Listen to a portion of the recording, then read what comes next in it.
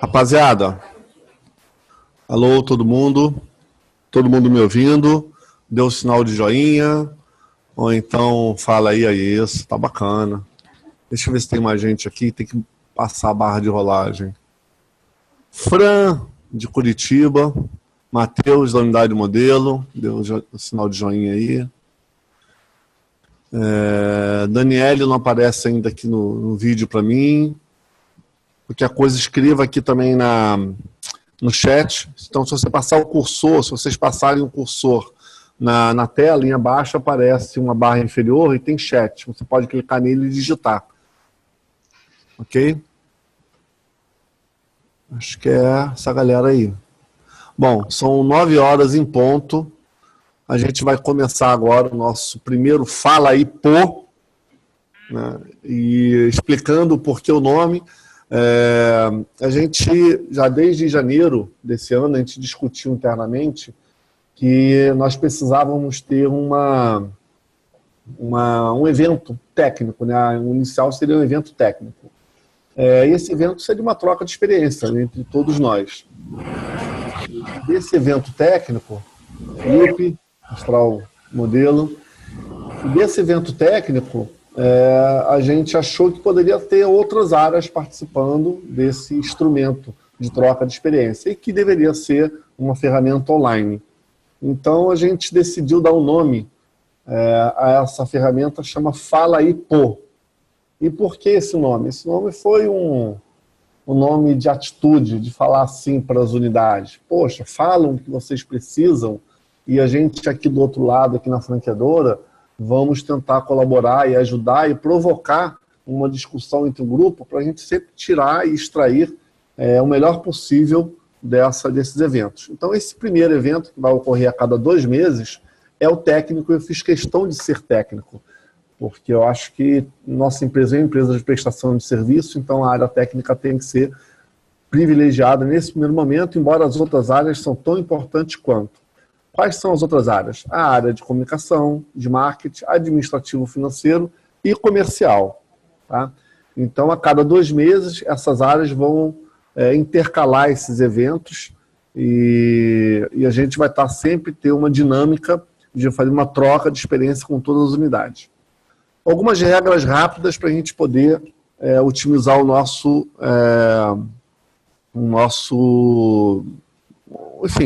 canal, né?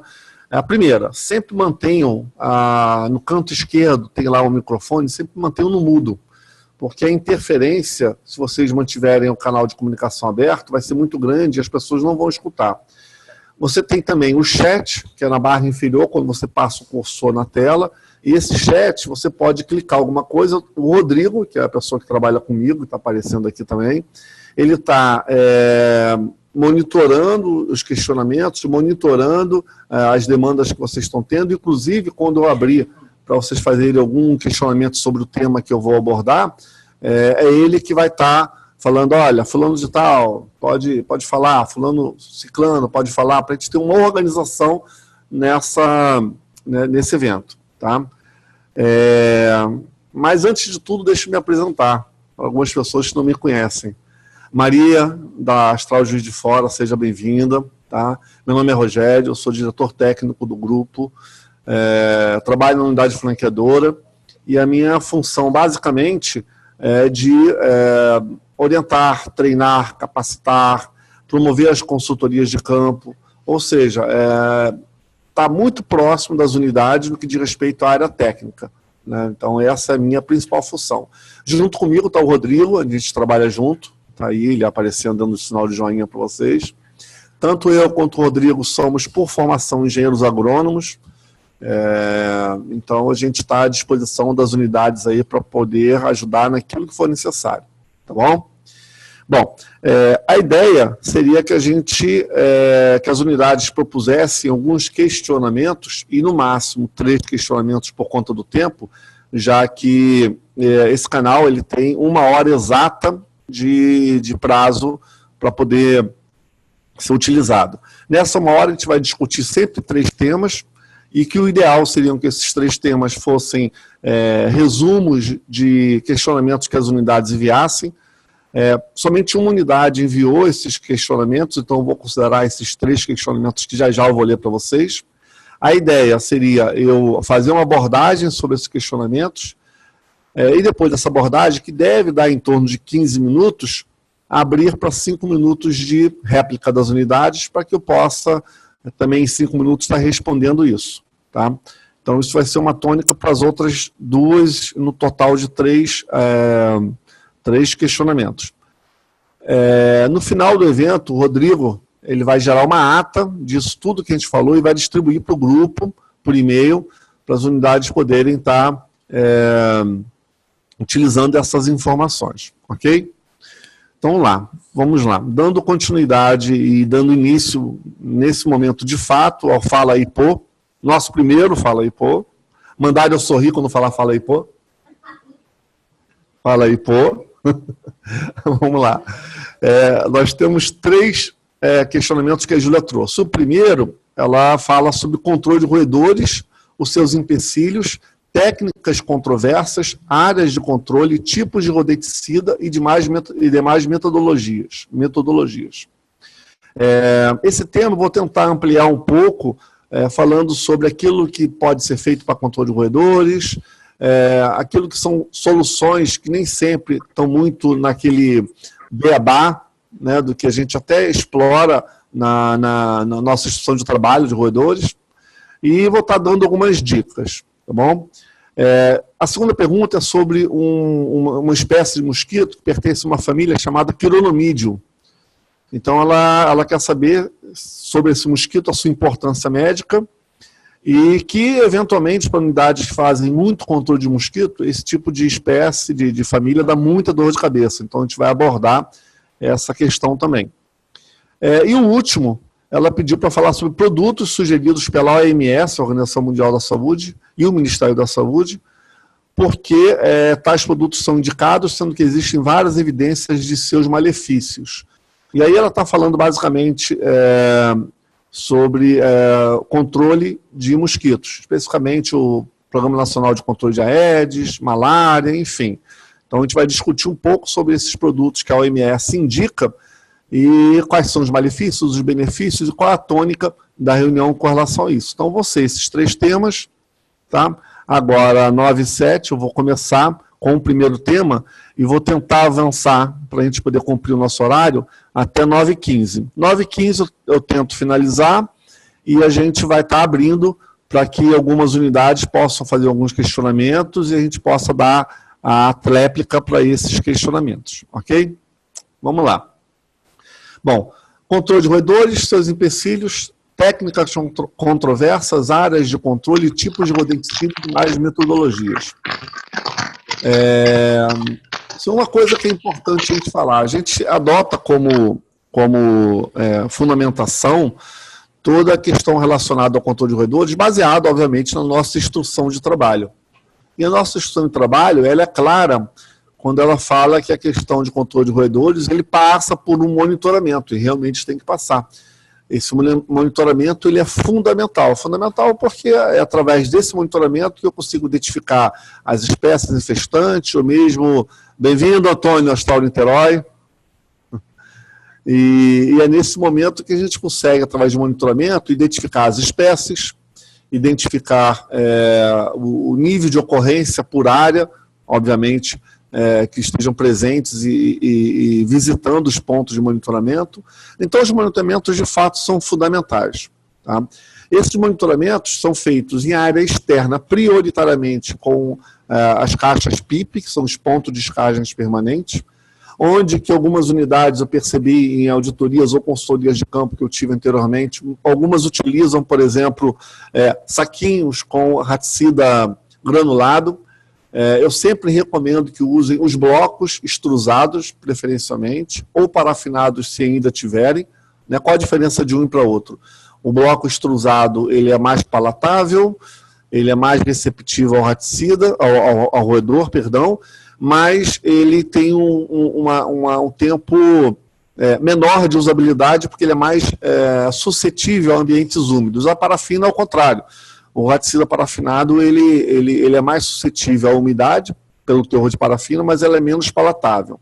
Mas hoje, a maioria dos raticidas que são utilizados são efetivamente os blocos extrusados. Então, são essas formulações que a gente recomenda que utilize dentro das caixas PIP, ou bloco extrusado ou o bloco parafinado, podendo ser na versão de 20 ou 25 gramas, ou até na versão de mini bloco, que são de 5 gramas. O objetivo é você identificar que o rato visitou e aí você fazer a identificação daquela roedura, relatando uma planilha de monitoramento. Tá? Então, eu estou comentando isso porque algumas unidades utilizam raticidas granulados, e esse raticida granulado, depois que o rato rói a primeira vez, o raticida vaza para o coxo, né, que é a área reservada para alimentação no próprio ponto de monitoramento, e num segundo monitoramento, se o rato comeu um grânulo ou uma semente de girassol a mais, ou 2 ou 3, eu não vou conseguir identificar.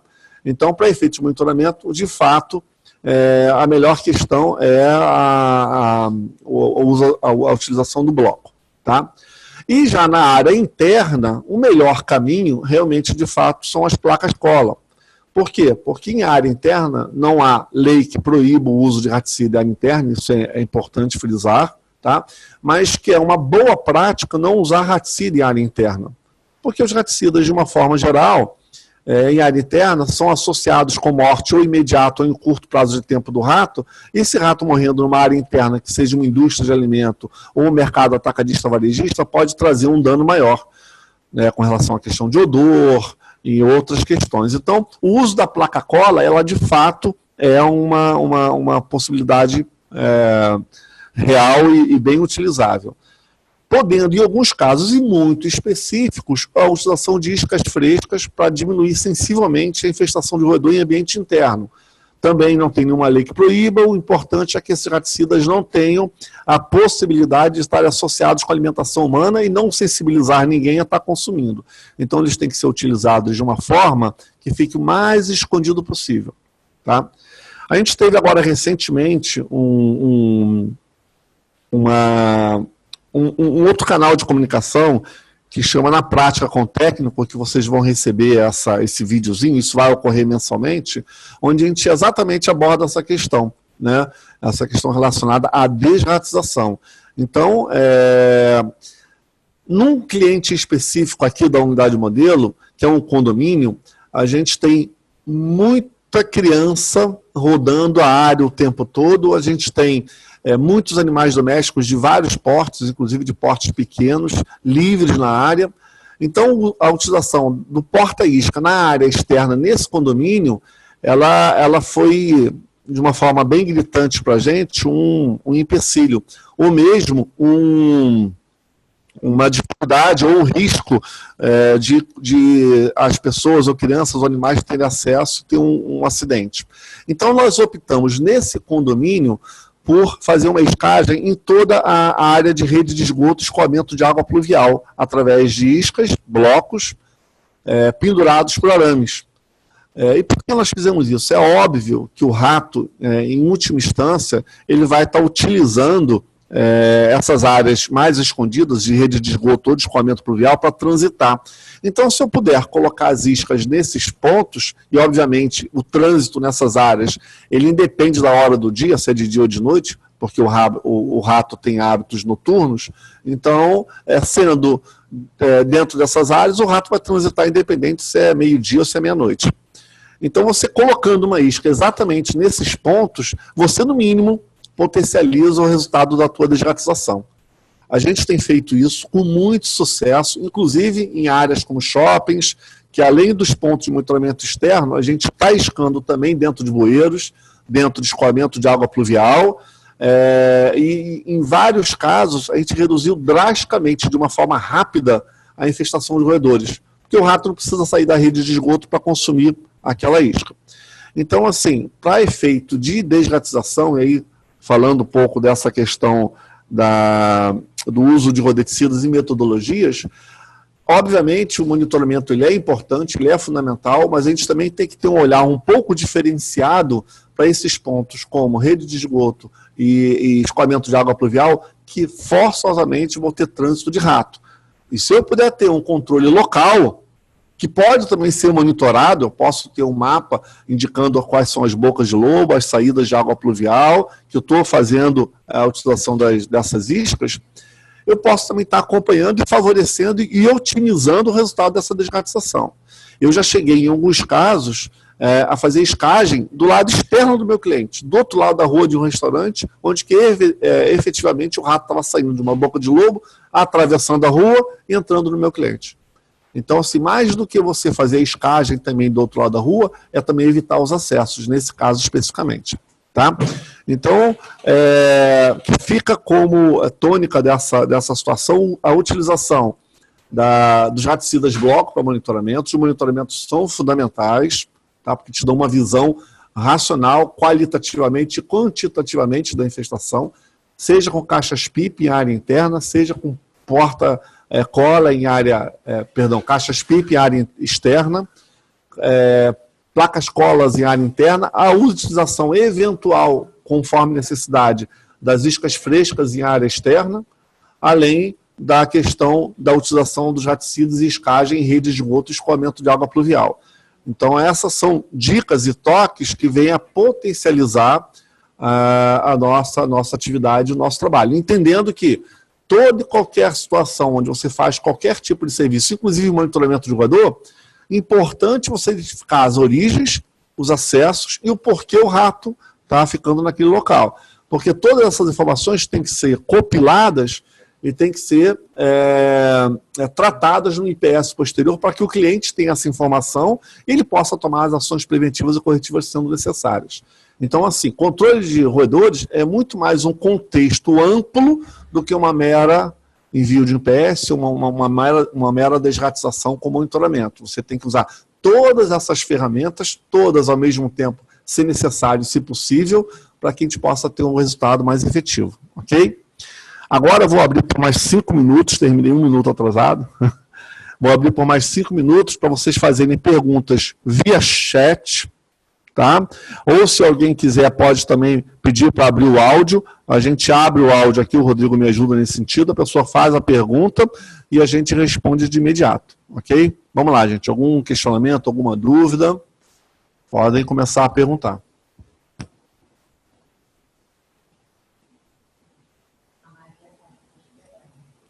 Vamos lá, vamos ver o que a Maria está escrevendo. Maria, só recapitulando as pessoas que chegaram aí, Antônio, de Niterói. A Maria Pimenta é uma engenheira agrônoma, se eu não me engano, responsável técnico da Astral Juiz de Fora. Ela está na empresa há alguns meses, acho que menos de 2 meses, se eu não me engano, e está participando da gente. A Aline também. Então, gente, eu estou à disposição para a gente usar esses próximos 4 minutos agora para fazer perguntas sobre esse primeiro tema, que é o controle de roedores.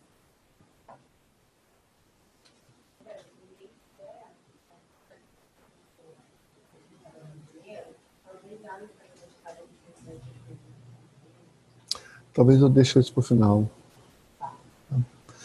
Vamos lá. Então, respondendo a Maria, ela perguntou se o monitoramento de roedores possui um tempo mínimo. Então, Maria, assim, a gente acredita, e talvez muito em função da qualidade do bloco que a gente utiliza no porta-isca, esse tempo mínimo, ele teria que ser, pelo menos pela nossa experiência, inferior a 15 dias. Tá? Em algumas áreas, por exemplo, vamos supor que eu vou trabalhar numa área administrativa, de uma indústria, ou mesmo de um mercado que não tem nenhuma oferta, por exemplo, de umidade em excesso, o porta-cola, ele até dura mais tempo. A placa-cola para consumo de roedor até dura mais tempo, mas é importante tentar monitorar a infestação de roedores a cada 15 dias.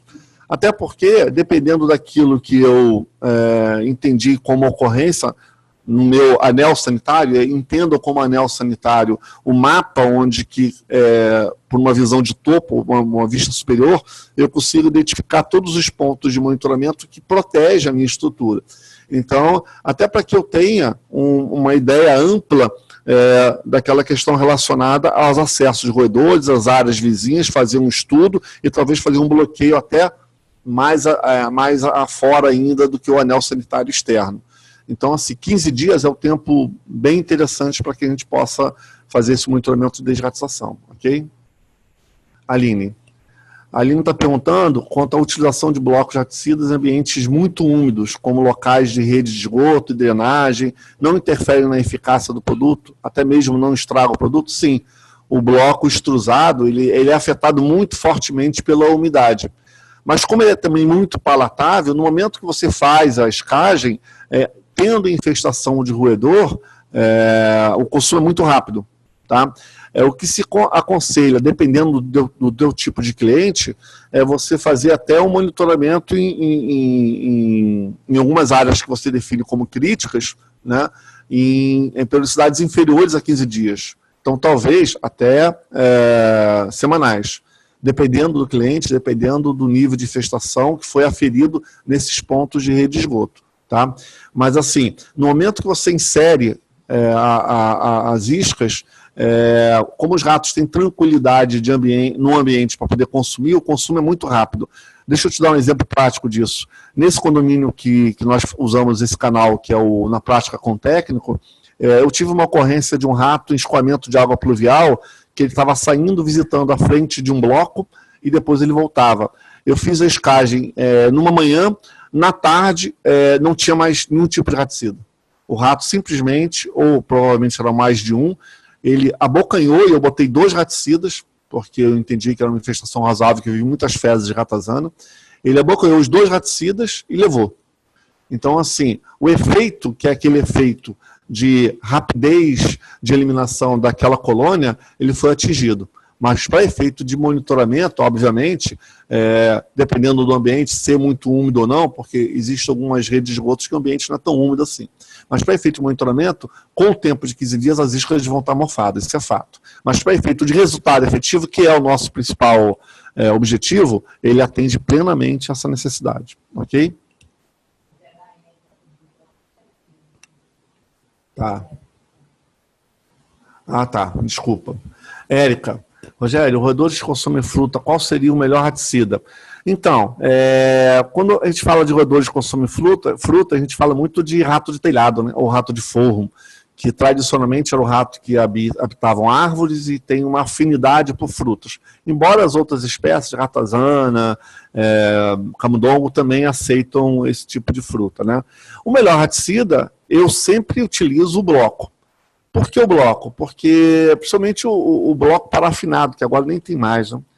Mas porque o bloco eu consigo cortar ele em pequenos pedaços, porque o rato tem o hábito de roer. Se eu botar um pó de contato, por exemplo, numa laranja, o rato vai até roer o bagaço da laranja, vai se contaminar. Mas se tiver pedaços para ele poder roer, que tenham lá um suco de laranja banhado nele, nessa banda de laranja, digamos assim, vai ser mais apetitoso ou mais procurado pelo roedor. Tá? Então, a minha opinião pessoal, todas as vezes que eu faço isca fresca, eu uso o bloco raspado, deixando pequenos pedaços, ele é mais efetivo. Mas eu já tive efetividade também usando a isca granulada, embora a isca granulada ele é muito suscetível à umidade, então ele mofa com muita facilidade, tá? E o pó de contato eu uso quase nada, mas eu já comprei serviços que as unidades usaram o pó de contato e realmente foi efetivo. Só que o pó de contato ele tem que estar úmido, envolvido por aquele ambiente mais úmido para evitar o espalhamento desse pó se ele estiver seco. Isso é um ponto fundamental. Não devemos usar, hipótese alguma, pó de contato em ambiente interno, porque esse pó de contato, por uma corrente de ar ou pelo próprio rato, ele pode se espalhar e contaminar alimentos e utensílios, ok? A Érica Astral Niterói. Antônio, existe sistema de monitoramento usando sensores eletrônicos de ruído? Sim, tem. Tem uma caixa que foi desenvolvida, Antônio, acho que até a gente comentou uma vez sobre isso. Ela tem um sensor e que tem um dispositivo de gás carbônico. Então, no momento que o rato entra nessa caixa, esse dispositivo é lacrado e é acionado esse CO2 e mata o rato por asfixia. E automaticamente existe um sinal de sensor de presença que anuncia na sede da empresa, né, que naquele ponto tem um rato preso naquela caixa. Existem esses, mas são caixas caras, né, para efeitos de monitoramento, se tornam quase que inviáveis, e toda vez que tem a ocorrência desse tipo de situação, requer uma visita do técnico local para, no mínimo, recolher o rato. Então, acaba sendo uma tecnologia bacana, mas todas as ações que integram, né, o suporte a essa tecnologia são ações que requerem muita proximidade, muita presença, custo, né, de deslocamento, se for o caso. Se tiver um plantonista no shopping, por exemplo, menor ainda, mas se não for o caso, requer deslocamento. E você não consegue ter um dispositivo caro desse disponível em todos os locais do cliente, porque o que a gente tem de realidade é que essas caixas, por vezes, são arrancadas, são roubadas, colocam pallets em cima, e você perder uma caixa cara dessa é um pouco complicado. Mas existem, sim, mecanismos e sistemas que monitoram eletronicamente o rato, mas que requer, como eu te falei, uma ação de suporte e apoio presencial quando o rato é identificado nesse ponto de monitoramento. Além, como eu disse também, a questão do custo, que é um custo relativamente caro para esse tipo de serviço, hoje cobrado no Brasil. Pode ser que futuramente a gente consiga avançar melhor nessa questão. Mais alguma pergunta? Não? Gente, 9h26 eu vou dar sequência ao nosso segundo tema. Tá? O nosso segundo tema é Chironomidium, mosquitos sem importância médica, mas que dão muita dor de cabeça. A gente tem da unidade modelo aí o Matheus e o Felipe, né, que estão representando a unidade modelo. A Júlia, que mandou essa dúvida, ela teve um problema de saúde particular com o pai dela, então por isso ela não pôde estar presente. Mas o Matheus e o Felipe estão totalmente antenados com relação a essa questão. Tá? Eu vou pedir para o Rodrigo... Não, nesse momento não, Rodrigo, espera um pouquinho. Aquela questão das imagens. Então, deixa eu falar um pouco de Chironomidium. Aí eu tenho uma colinha para a gente poder falar de Chironomidium.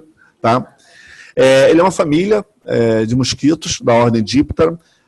Fundamentalmente, são mosquitos que se propagam em ambientes úmidos, principalmente áreas com água doce, mas também a gente encontra esse mosquito se propagando facilmente em águas salobras com um certo grau de salinidade. Tá?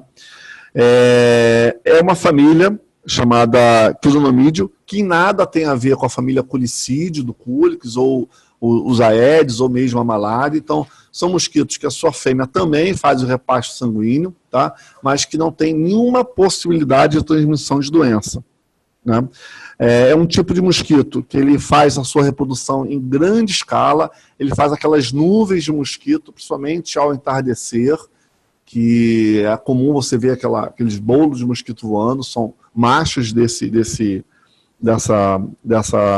espécie. Tá? Existem mais ou menos 11 gêneros, e desses 11 gêneros, 4 gêneros ocorrem no Brasil.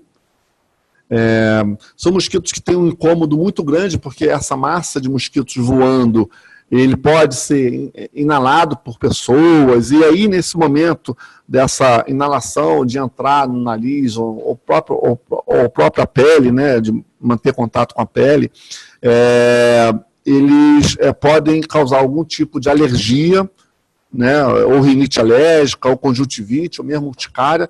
Então, é o único dano que esses bichos vão causar. Então, repetindo, eles não transmitem nenhum tipo dessas doenças, como a Aedes, como dengue, como zika, como chikungunya, etc. Mas são mosquitos importantes, porque, de uma forma ou de outra, estão muito presentes em algumas áreas, em algumas regiões. Né? Por exemplo, aqui na área da unidade modelo, que é a Barra da Tijuca e Recreio dos Bandeirantes, há uma infestação elevadíssima desses mosquitos que se proliferam muito facilmente em função do complexo lagunar de Jacarepaguá, que é uma água salobra, né, e com os condomínios do lado, e os mosquitos saem em revoadas. Normalmente, quando eles morrem, eles ficam aderidos à parede, principalmente ao teto. Então, você tem alguns condomínios com teto ornado de mosquitos mortos. Né? Então, é um mosquito que, visivelmente, também ele causa aquele impacto ao cliente. Mas que efetivamente não transmite nenhum tipo de doença. São excelentes bioindicadores, porque eles somente vivem em águas poluídas com matéria orgânica, com pouco oxigênio dissolvido na água. São mosquitos que têm nas suas células hemoglobina, então por ter hemoglobina, eles conseguem absorver um pouco oxigênio dissolvido na água, então a sua forma aquática não depende exclusivamente de uma respiração aérea, traqueal, ele pode ficar mais imerso possível. Então, eles são excelentes bioindicadores para realmente água poluída, com materiais pesados e, como eu falei, com pouco oxigênio dissolvido na água. Então, são mosquitos que, de fato, podem estar causando algum transtorno com relação à questão de alergias e rinites alérgicas, conjuntivites, mas não transmite nenhum tipo de doença, e eu estou deixando isso bem claro, repetido algumas vezes, tá? Mas que a sua máxima proliferação em ambientes urbanos, em algumas áreas específicas, como essa área aqui que eu falei da região zona oeste do estado do Rio de Janeiro, ela realmente incomoda muito, tá? A gente vai, no próximo tema, falar sobre essas questões relacionadas ao controle de mosquitos, de uma forma geral. E aí eu vou voltar nesse assunto também, falando um pouco de controle. Mas, nesse segundo tema aqui, o que é importante é dar essa informação. Que são mosquitos que incomodam muito mais pela sua grande capacidade de reprodução e de infestação de ambientes urbanos do que algum tipo de risco causado por doença, que, como a gente viu, são doenças relacionadas ao atrito ou inalação desses mosquitos em pleno voo, tá? Então, importante também falar um dado aqui, que as fases entre ovo, larva, que são 4 fases larvais, pupa e adulto, o estágio larval, para vocês terem uma ideia, compreende cerca de 95% desse ciclo de vida. Então, é um inseto que vive mais nas suas fases larvais do que na fase adulta. Mas o pouco que ele vive na sua fase adulta já causa um transtorno muito grande. Por isso, ele é muito controlado e muito combatido e é um dos alvos também de unidades que podem estar executando esse tipo de trabalho. Na nossa região aqui, enfatizando, na região da unidade modelo, que é Barra da Tijuca, Recreio dos Bandeirantes, Jacarepaguá, a ocorrência de quironomídeos é muito grande. Ao ponto até, em alguns casos, a gente já chegou a divulgar esclarecimentos, porque as pessoas ficavam preocupadas com aquela alta ocorrência daqueles mosquitos, tentando associar a dengue, a febre amarela, e realmente eles não têm essa capacidade de transmissão de doenças. Então, talvez seria importante a gente estar, em algumas unidades que trabalham e têm a presença de quironomídeo, estar desenvolvendo algum tipo de informativo, explicando e detalhando os malefícios que esses mosquitos podem causar, tirando um pouco da atenção deles no que diz respeito a transmissões de doença, no que diz respeito à saúde pública, tá bom? Mas que são realmente mosquitos que incomodam. Então, agora, 9h32, foi um tema mais curtinho, mas que eu vou abrir vocês para dúvidas com relação à questão do controle de quironomídeos. Então, por favor, se vocês quiserem, podem colocar no chat as perguntas e a gente vai estar respondendo.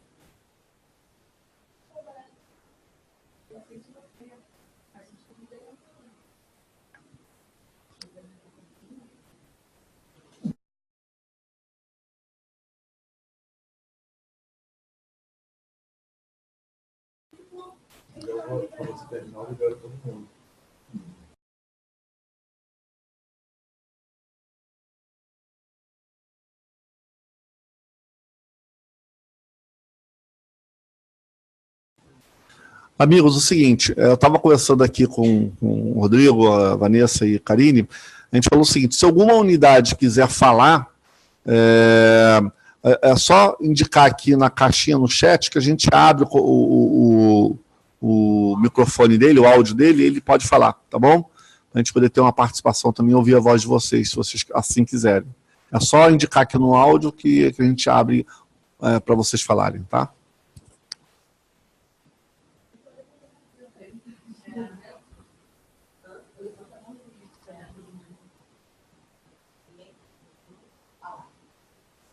Vamos lá. Sandro. Rogério, acredito que nem todos conheçam essa espécie de mosquito, talvez seja importante tentar mostrar uma imagem. Então, Sandro, na ata de reunião a gente vai falar sobre esse mosquito e na ata vai ter as imagens que a gente extraiu e também um resumo daquilo que a gente falou e um resumo daquilo que a gente pesquisou na internet no materiais do Astral, tá? Então, na ata vai ter isso mais detalhado.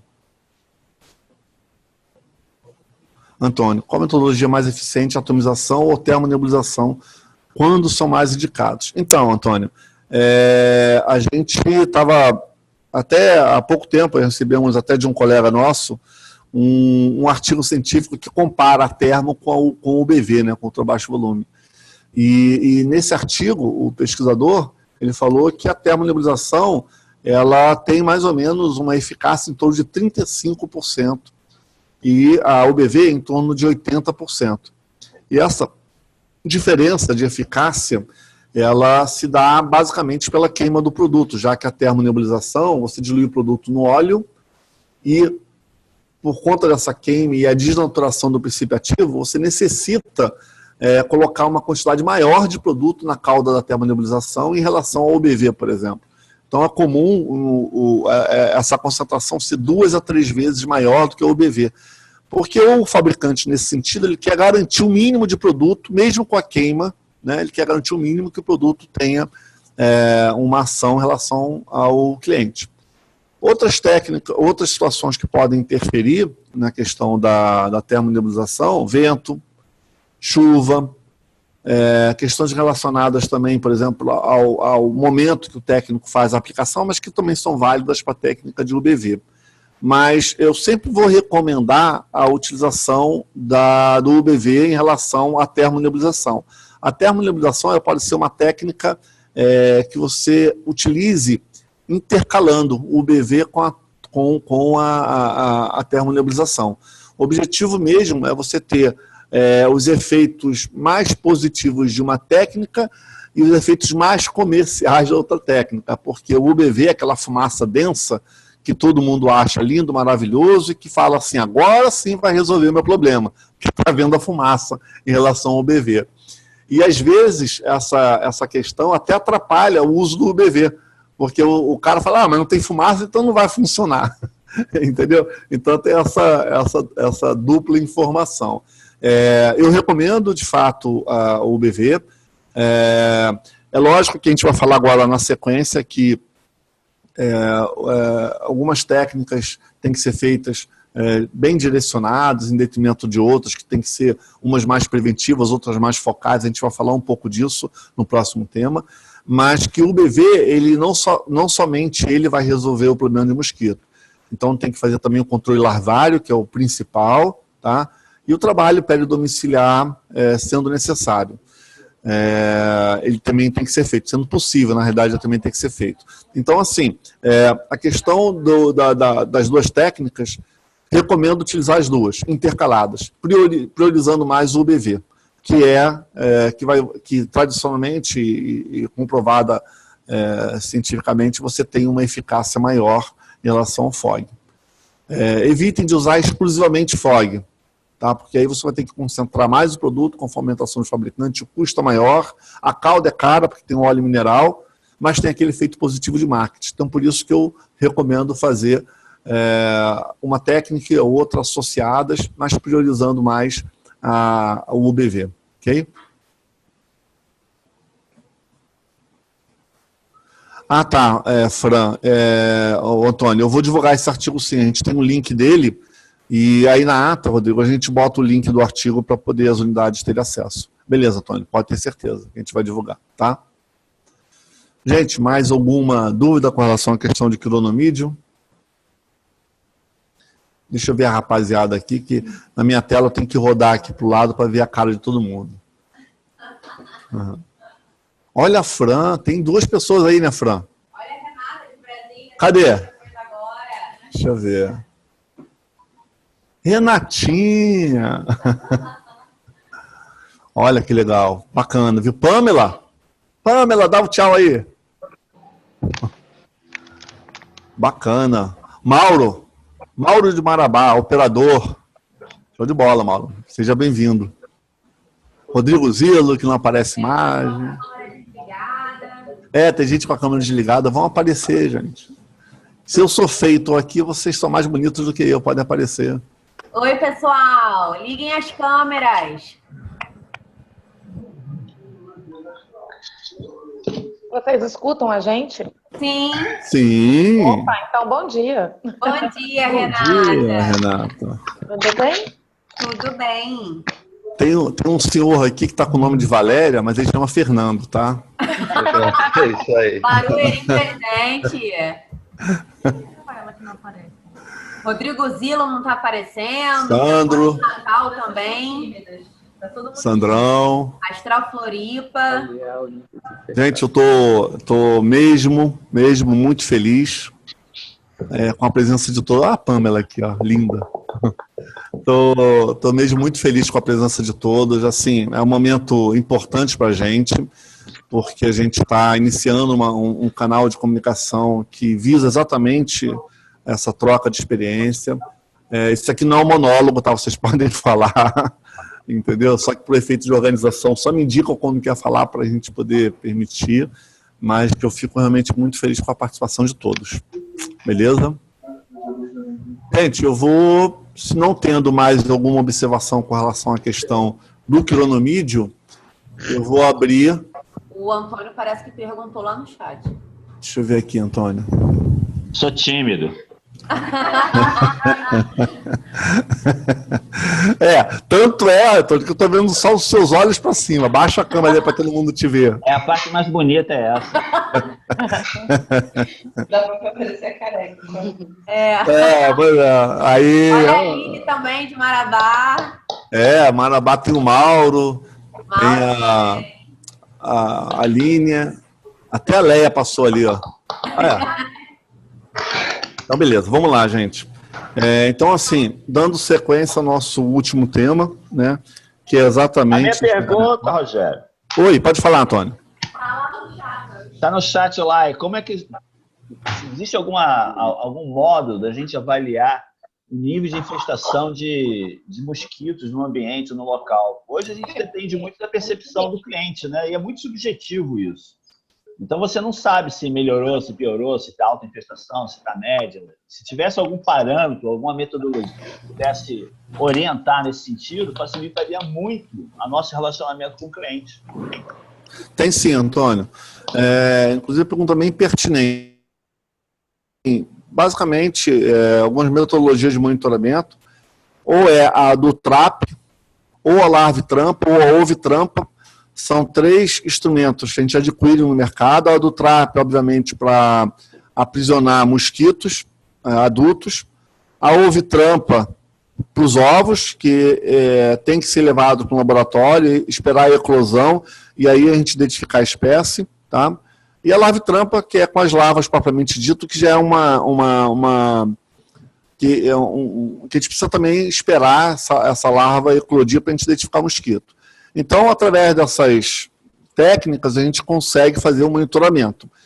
Não é comum a gente utilizar porque são escagens que ficam, são armadilhas que ficam distribuídas no cliente e elas monitoram continuamente a ocorrência ou de adultos ou de ovos e larvas, né?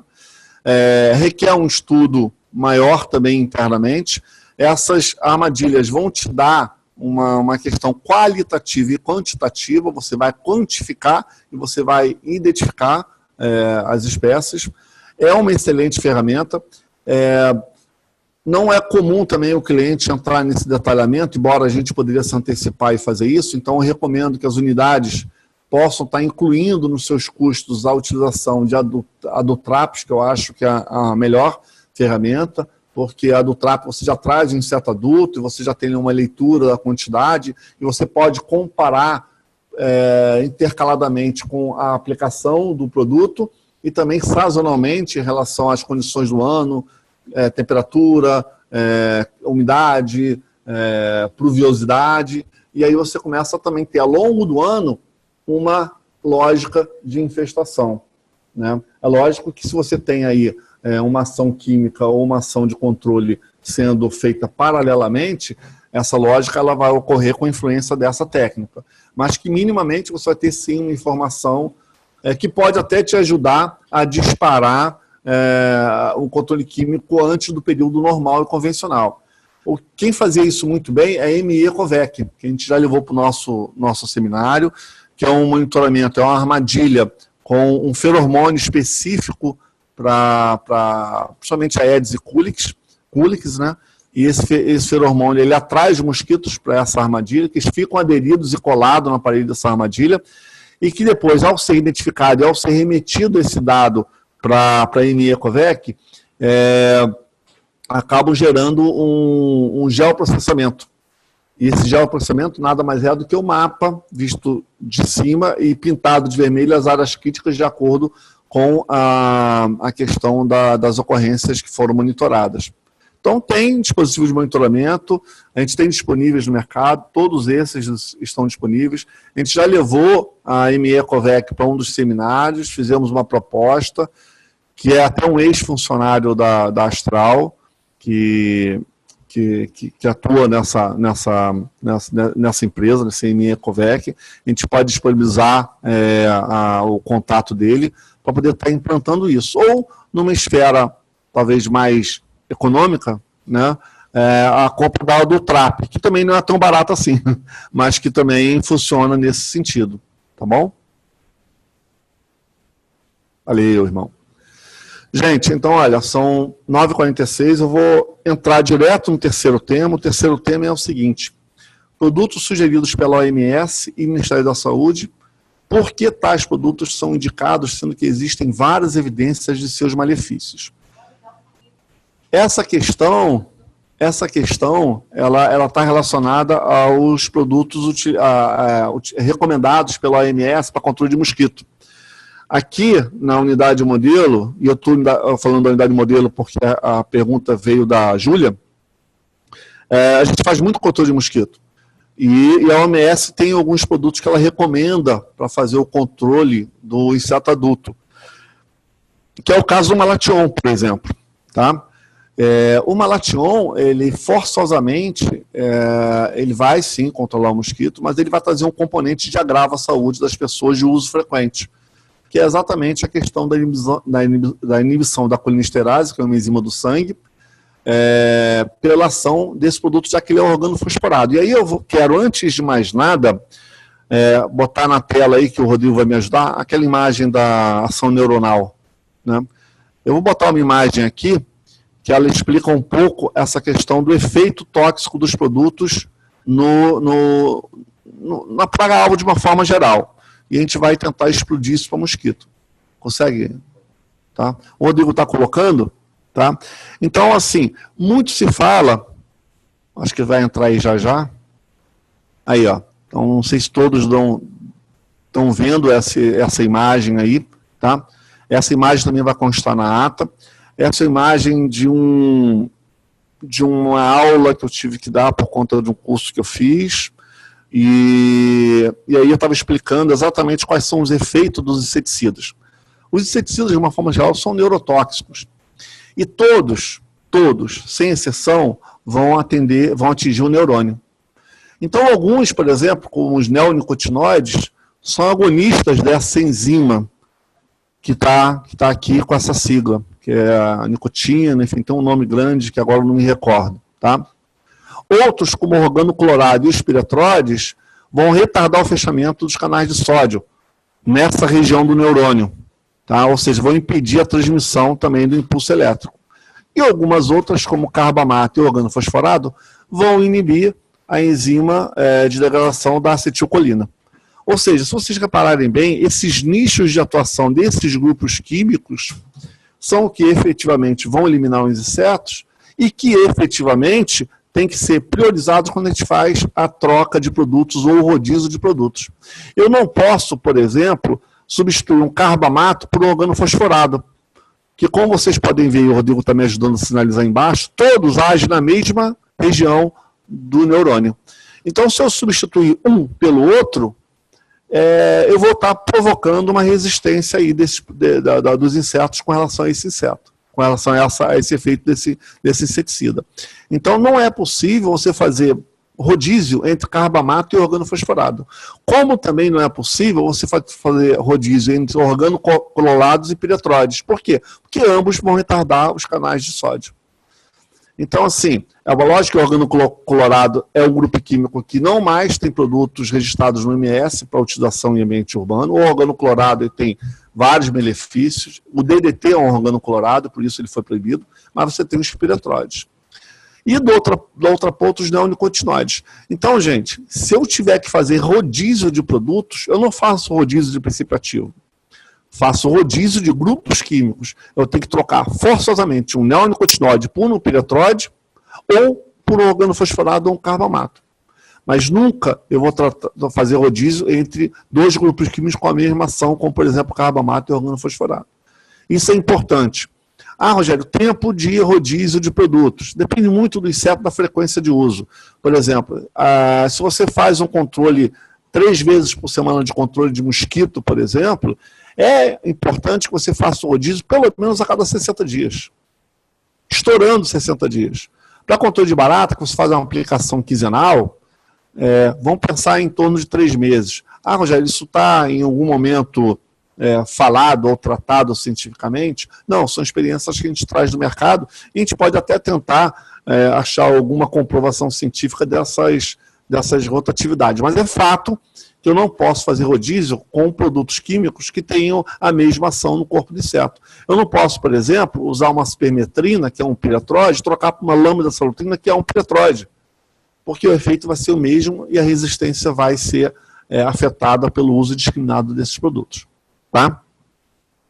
Então, voltando ao nosso tema, eu fiz uma pesquisa rápida hoje, exatamente para buscar essa informação, e eu achei uma nota técnica da Fiocruz, de 2016.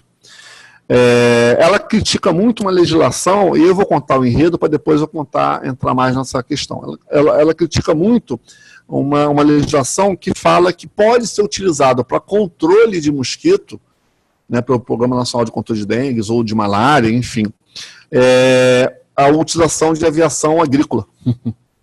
Então, essa lei fala, Antônio, que pode estar aeronaves sobrevoando o nosso território brasileiro, jogando inseticida em todo mundo.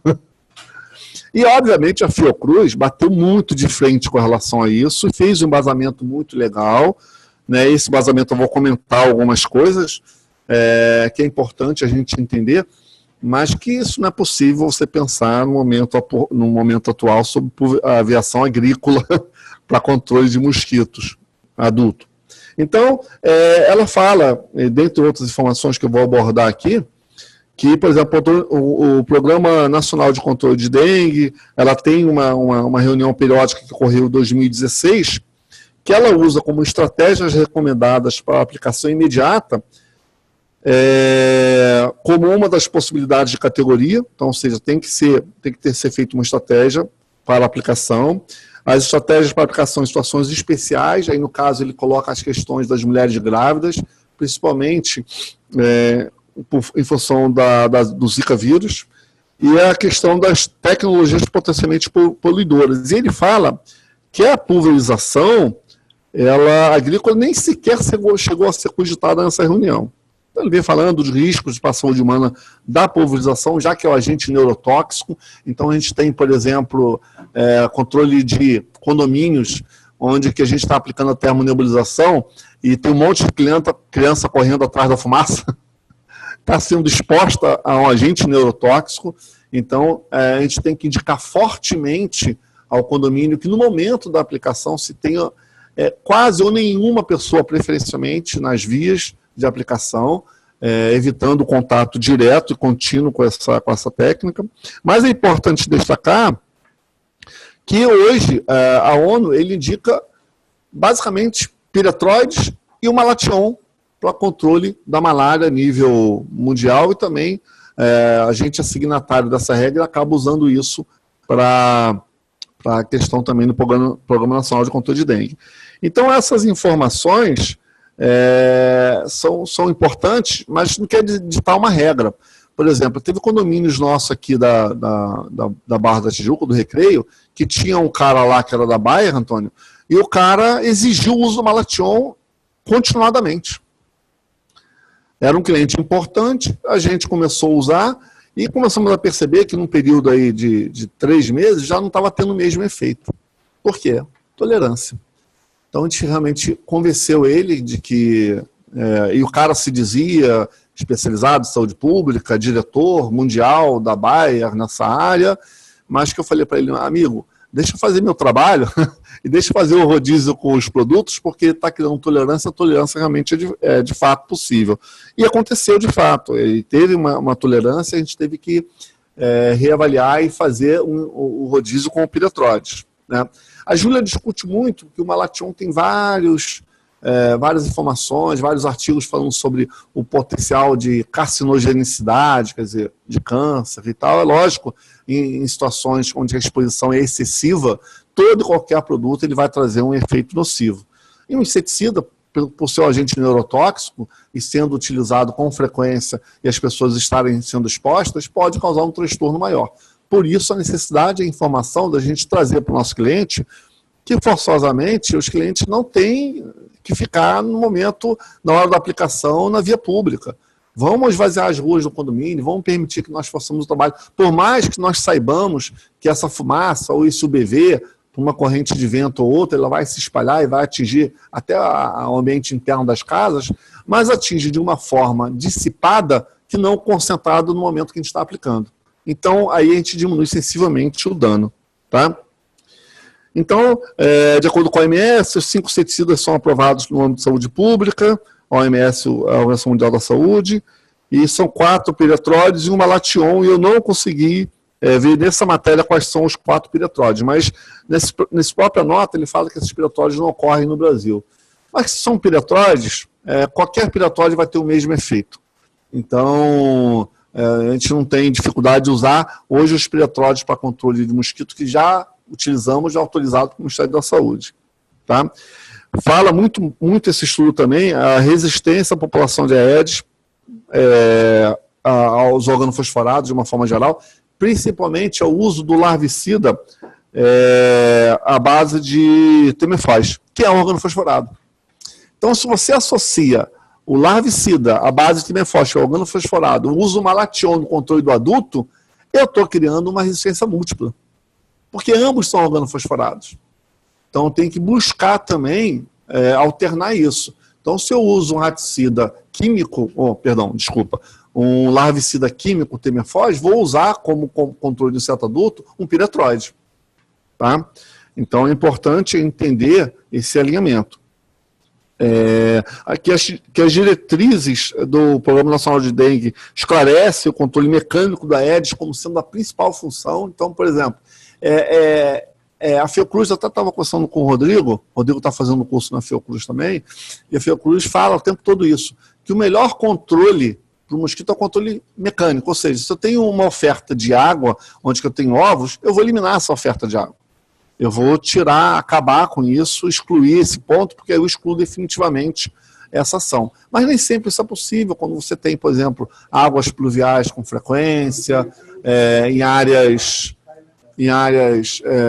com acúmulo dessa área, ou mesmo lagos, ou mesmo rios, aí você também tem o larvicida biológico que você pode e deve utilizar, mas que ele fala que realmente esse é o método mais eficaz. E o controle químico, ao contrário, ele elimina apenas uma parte da população, e é fato. Por isso que, às vezes, a gente tem que fazer o controle químico com uma certa frequência, para ter uma continuidade dessa eliminação da população de mosquito daquele cliente especificamente. Tá? E aí ele vai falando outras coisas, que o controle químico com uso de larvicida é recomendado como uma ferramenta complementar, né?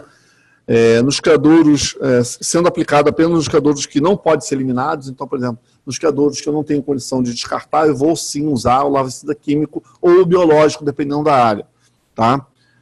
Dependendo do local especificamente. E que o controle químico do vetor adulto não deve ser usado de forma rotineira, porque não é preventivo. segundo esse estudo, ele controla o inseto somente para bloqueio ou mesmo para surtos localizados. Tá? Então, assim, sobre esse cenário, é importante a gente falar, e aí adotando essa informação dessa nota da Fiocruz, que o melhor tratamento realmente é a eliminação dos pontos de criadouro, tá? Que a alternativa é a utilização de larvicidas, e que o uso do controle químico adulticida, ele é corretivo e ele elimina aquilo que está voando naquele momento, né? Então, portanto, a frequência de uso para um controle mais efetivo é importante, mas que fundamentalmente tem que ter muito cuidado com essa questão da exposição contínua desses agentes no cliente. Então, o cliente tem que estar informado que não pode, de forma alguma, ter pessoas transitando a área, tá? E ele critica também, fala que essa nota, que décadas de utilização de inseticidas como uma das principais formas de controle de vetor de dengue resultaram no estabelecimento no Brasil de populações de Aedes aegypti resistente. Isso é fato, né? A gente trata, nosso treinamento trata mais de 150 anos de controle de mosquito, Antônio, e a gente nunca conseguiu controlar. Por quê? Porque o foco é errado. Porque o foco era exclusivamente, anteriormente, no controle químico do adulto. E só isso não basta. Ele adquiriu resistência, adquiriu tolerância, se espalhou. Há pouco tempo se vem controlando as populações larvais, se vem entrando com informações no sentido corretivo para eliminar os pontos de oferta de água. O Rodrigo falou que quando você fala em ação preventiva, de ação de remoção mecânica desses criadores, você fala forçosamente dos 10 minutos contra a dengue, que talvez seja uma das ferramentas importantes nesse processo, talvez não, com toda certeza, tá? Mas que o controle químico, ele complementa todo esse processo, mas ele sozinho não vai dar conta, ele sozinho não vai resolver, né? Eu estou falando, obviamente, num cenário universal, não estou falando do cliente especificamente. Aquele cliente, a gente está entrando com larvicida, a gente está entrando com medidas corretivas quando identificadas, né, com controle do adulto, fazendo esse bloqueio, fazendo esse controle daquilo que está voando ou daquele surto que está acontecendo naquele momento. E isso tem que ser feito desse jeito, amenizando o problema. Mas a nível mais global e universal, a gente tem que bem repensar a questão da metodologia que antes era utilizada unicamente e agora sim a gente já tem um cenário melhor. Tá? Uma alternativa, que é o que a franqueadora está buscando fazer, né, é criar talvez uma ferramenta aí de controle biológico. Então a gente está trabalhando, a gente já tem uma metodologia escrita para esse controle biológico, que inclusive vai fazer parte do trabalho do Rodrigo lá na Fiocruz, e a gente pensa em estar fazendo, estudando a utilização de termonebulização e UBV, provavelmente UBV, à base de óleo de citronela, e fazer a medição da ocorrência dos mosquitos em intervalos de aplicação. A princípio, a gente está trabalhando com 3 aplicações, quinzenais, semanais, 10 dias, né, e semanais. Então, a gente quer entender como é que é o comportamento da repelência desses mosquitos com esse trabalho que a gente está desenvolvendo. Esse trabalho está sendo escrito, a gente quer colocar em prática o quanto antes, ter um tempo, né, de análise dos dados, e a gente vai trazer, se Deus quiser, para a nossa rede, uma opção de controle biológico que foge essa regra da questão do químico, aí não vai ter tolerância, e você vai trabalhar com produtos que não têm ações neurotóxicas, é uma possibilidade. Tá? Então a gente está olhando para isso com muito carinho, já falando disso há algum tempo, a gente já foi para a parte prática no sentido de escrever esse material, que passa por uma análise de uma orientadora da Fundação Oswaldo Cruz. Então é importante que tenha uma pessoa com conteúdo maior do que o nosso nessa área, para nos orientar, buscar uma metodologia correta e depois analisar os dados. E quem sabe a gente, através desses dados, vai trazer uma técnica alternativa, mas com inúmeras vantagens para o controle de mosquito e personalizada para a nossa marca. Então é esse o nosso objetivo. Então, como resumo, o controle de mosquitos ele tem que ser feito com o uso do controle larvário, fundamentalmente, como controle do adulto nesse sentido de você estar criando controles de bloqueio, né, de eliminação de certo adulto, mas fundamentalmente de bloqueio. Tá? Os dois se complementam. A exclusão de pontos de ocorrência de larvas é fundamental e necessário. Então, o entendimento com o cliente através de PS, de relatórios, reuniões de conscientização com moradores, por exemplo, se for um condomínio, é fundamental nesse sentido. Tá? E aí a gente vai ter um cenário melhor. E aí podendo potencializar, Antônio, com a questão do monitoramento que a gente falou anteriormente. Porque o monitoramento ele vai nos ajudar bastante nesse processo, identificando e comparando o nível populacional com as intercorrências que nós estamos fazendo no cliente. Tá? Então, isso a gente pode... Ou até o melhor cenário seria se a gente fizesse, às vezes, até um monitoramento antes do início do contrato e depois, ao longo do contrato, para a gente fazer a comparação. Né? Isso seria interessante. Mas, enfim, a gente quis trazer essa discussão para vocês. Tá? E aqui, nesse momento, agora já avançamos 5 minutos do nosso prazo, mas eu quero finalizar esse tema, que eu achei bem relevante que a Júlia trouxe. Como a gente falou, tudo isso vai estar numa ata, e vou abrir agora mais 5 minutos para a gente poder estar dividindo dúvidas e tentando esclarecer. Então, por favor, quem quiser fazer, tem aí a caixinha, né, o chat, também tem o microfone, ficou aberto para vocês, se quiserem, eu estou à disposição. Vamos lá.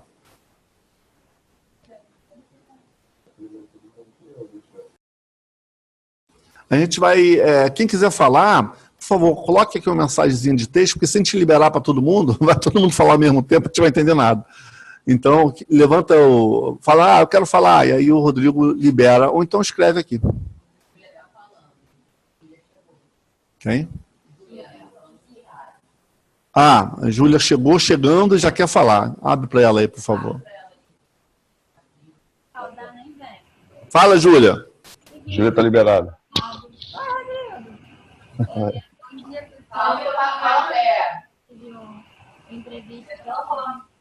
Fala alto, Júlia. Fala no microfone. Gente, enquanto a Júlia está se localizando lá, podem também entrar numa filazinha para falar ou colocar as mensagens aqui e a gente vai estar liberando, tá bom? Júlia, fala aí. Estão me ouvindo? Baixinho. Ai, meu Deus, e agora? Eu vou aí para falar. Seu. Libera o da Karine. Karine quer falar. Posso falar? Júlia, tá baixo ainda. Eu tô berrando, Karine. Agora melhorou. Então, tô vendo que a Renata falou ali para falar outra coisa sem ser de mosquito, mas só fazer uma observação, porque eu peguei um pouco de bonde andando. Fala alto, Júlia. Tá. Eu vi que o Rogério falou sobre resistência, né? De mosquitos e tudo mais, e que a gente tem que quebrar a resistência e por aí vai. Só que a gente tem um grande porém, porque no manejo de resistência, você tem que mudar o grupo químico. Não adianta você mudar o princípio ativo, entendeu?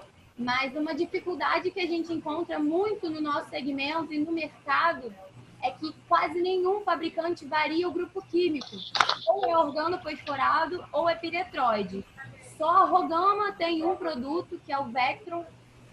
Tem suspensão concentrada e concentrado emulsionável, mas só tem esse produto no mercado que não é nem piretroide e nem o organofosforado, e não se inclui, no caso dos carbamatos, que tem a ação química similar a um desses dois. Aí, só mesmo abrir essa discussão do porquê não tem esse incentivo a novas tecnologias a respeito de novos grupos químicos, entendeu? Entendi. Posso falar? Claro. Vamos lá. É uma questão meramente econômica e falando pelos fabricantes, né? Os fabricantes falam o tempo todo, e quantas vezes a gente escutou falar, de que o mercado de saúde pública no Brasil vende pouco ou quase nada comparado com a agrícola. Então, há um pouco estímulo financeiro para os fabricantes para poderem trazer moléculas novas no que diz respeito a controle de mosquitos especificamente, né? Então, isso é fato. Eu acredito até que isso vai melhorar e tem melhorado ao longo dos anos. Algumas pessoas que têm, talvez, um tempo maior aí de controle de pragas têm percebido isso, mas isso não é um cenário que vai mudar rapidamente. Então, eu acredito que a médio prazo a gente vai ter outros cenários. Mas é fato que, como você falou, a gente até comentou sobre essa questão do rodízio de grupos químicos e grupos químicos com ações diferentes no neurônio, né? Ele tem que ser feito. E se a gente hoje tem, como você falou, pelo menos 3 grupos químicos distintos, são os grupos que a gente forçosamente vai ter que fazer o rodízio. Seja piratório, seja organofosforado, ou outro, se não me engano, é fenilpirazol, não me lembro. Não, é éter de fenílico. Éter de fenílico, que é o Vectron, né? Etofenprox, que é o princípio ativo. Não é isso? Então são as atitudes que a gente vai ter que tomar. A gente vai ter que trabalhar com esses 3 produtos, conforme as concentrações e informações de uso de cada fabricante.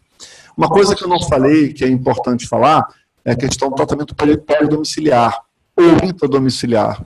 Importante também, em casos específicos, onde o cliente interno ao cliente seja um problema, a gente pode trabalhar com pulverizações aí direcionadas e aí usando formulações mais adequadas, né? A suspensão concentrada é uma boa formulação para isso, principalmente em ambiente interno, e a gente consegue ter um efeito legal. Mas pulverizando sempre as áreas e dando prioridade às áreas que efetivamente vai ter a presença do mosquito, também, obviamente, observando o acesso desses mosquitos e tentar criar uma barreira mecânica ou física para que eles não adentrem o ambiente interno. Tá? Espero ter ajudado aí. Deixa eu só... isso, vou olhar o chat. Minha assessoria aqui, comunicação é cruel. Exatamente. Renata, você perguntou se eu posso falar de outra coisa, né? O tempo, na realidade, do nosso esgotou é 1 hora, né, de tema, pelo menos nesse momento inicial, porque a gente entendeu que mais do que 1 hora fica difícil as pessoas ficarem ausentes das suas atividades. Outras câmeras, a Fala Ipô, da área técnica vai ocorrer, e a gente pode traçar esses temas em outros momentos mais para frente, assim que o Departamento de Comunicação está colocando para a gente qual vai ser o cronograma para isso. Tá? Agora, o Eduardo falou assim, pode abrir por e-mail? Também pode, né? Lógico, a gente tem esse canal de comunicação via Zap, via e-mail, disponível o tempo todo. Então, qualquer coisa que não seja falada aqui, caso vocês tenham alguma necessidade, por favor, direcionem para mim e para o Rodrigo, que a gente vai atender da melhor forma possível. Tá? Daniela, bom dia. Após a aplicação para mosquito, quanto tempo as pessoas podem circular no ambiente? Dani, o tempo necessário para fazer a dispersão do produto. Aí vai depender de condições de vento, da técnica que você utiliza, mas é o tempo necessário, que normalmente, em condições ideais, você tem as condições ideais de pouco vento, né? Você tem 5 minutos, 10 minutos, as pessoas já podem circular, porque aí já houve a dispersão e a dissipação daquele produto. Estou falando de ambiente, obviamente, externo. Tá? Renata, queria o controle de caramujo. Então, Renata, eu te dou um suporte pessoal, intransferível para você. Eu falo pessoalmente com você sobre isso, tá? E aí é bem tranquilo, não tem... dá para fazer fácil. Eu te dou uma ligada hoje ainda, e aí eu te dou uma orientada com relação a essa questão, tá? Queria dar um recado. A Renata tá... sim. O Renata liga para a gente falar de moluscos. Que é técnico 2? É você? Sou eu, Rogério. Tá. É Júlia. Olha a Julinha aí falando que ela está disponível aí também para ajudar a gente. Bacana, Júlia. Obrigado. Tá? A frequência do Fala Aí, Antônio. Posso responder, Karine? Pode. A frequência ela é bimensal, né? E vai ser intercalado com outros departamentos. Então, a gente já tem aí uma escala de áreas administrativas, financeiras, comerciais, comunicação e marketing. Então, a gente vai estar intercalando essas áreas. Pessoal... sim, muito longo, né? Aí a Karine vai comentar alguma coisa. Então, a gente pediu para vocês mandarem para a gente com antecedência as pautas, justamente para a gente conseguir ter tempo de analisar o que vocês pediram e a gente se organizar aqui para a gente poder responder. A gente teve poucas pautas nessa primeira edição, né? mas a gente teve, que a Júlia mandou pra gente, foi super produtivo, mas vamos começar a trabalhar isso para nos próximos, a gente conseguir organizar melhor o nosso encontro e a gente conseguir debater talvez até assuntos que talvez não estejam na pauta, mas que podem auxiliar vocês. E sobre essa questão do Fala aí Pô ser de 2 em 2 meses, a gente vai conversar aqui e ver se consegue diminuir esse tempo para conseguir atender melhor vocês. Tá bom? Legal que a gente tá tendo assim, um interesse bacana, a gente queria despertar esse interesse mesmo, e é lógico que esses temas vão despertar muito interesse, como outros temas de outras áreas, e aí a gente vai, como é o primeiro evento, Antônio, a gente vai, como a Karine falou, tá analisando e aí vendo realmente essa possibilidade de utilização dessa ferramenta de forma mais frequente, tá? A velocidade do carro foi respondida aqui pela Júlia, 10 a 15 quilômetros, tá? Foi Matheus, aqui. Matheus, aparece aí, Matheus, pra galera.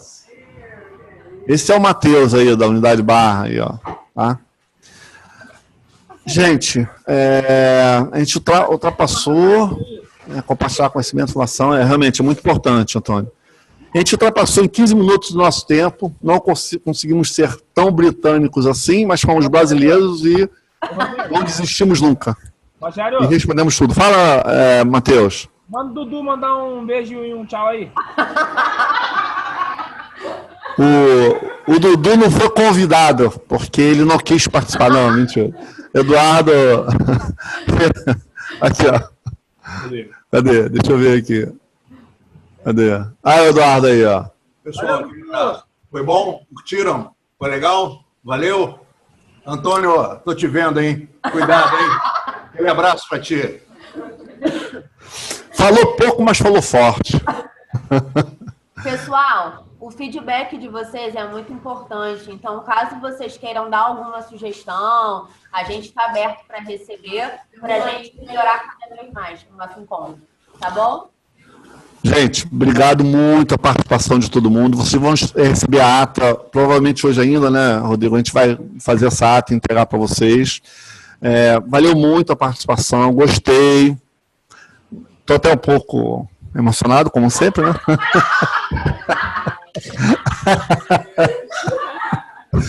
Mas é assim mesmo, faz parte, né? Porque eu gosto dessa participação, acho que é legal a gente ter o interesse de todos e essa família tem que continuar unida desse jeito, tá bom? Gente, um abraço, tudo de bom, qualquer coisa a gente está à disposição e vamos aguardar aí as próximas notícias do Fala aí, pô. Pamela, coraçãozinho, bacana. Ótimo, coração para todos aí, viu? Um abraço, galera, obrigado pela participação. Obrigada.